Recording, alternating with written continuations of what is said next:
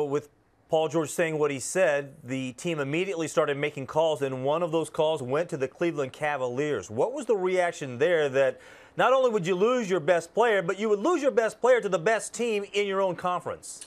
I think, Michael, to be honest with you, the reaction from a fan standpoint is, look, if Paul George isn't going to be here, and if LeBron James is going to be in the East, then let's just start from scratch and start all over again. Let's go ahead and when I say let's, I mean that's a fan standpoint. Just go ahead and start from the very beginning, build around Miles Turner, get as many young picks as you can. Indiana's never really done a complete rebuild. That's what's interesting about the Pacers franchise from an NBA standpoint. Even when they had, for example, the Reggie Miller team, they managed to fairly smoothly transition that from the Reggie Miller era into the Jermaine O'Neal era and get themselves fairly quickly back into the Eastern Conference Finals.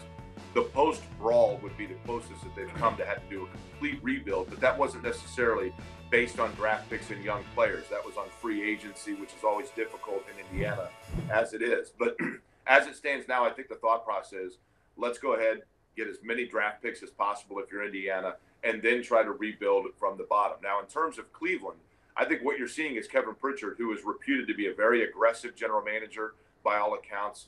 I think what he's doing here is trying to create a panic button for the Los Angeles Lakers. Because if you're the Lakers, the two teams that you don't want to see Paul George go on a short rental, a one-year rental, would be Boston and Cleveland because of the fear that he's going to like it there, he's going to win, and go ahead and sign and stay there. And then you miss out, if you're the Lakers, on getting that veteran centerpiece superstar that you can get guys like Lonzo Ball to play with. So I think what Kevin Pritchard is doing here is creating a sense of urgency for Los Angeles to indeed make a move for him and give pieces, as opposed to sitting and simply waiting and getting him for free.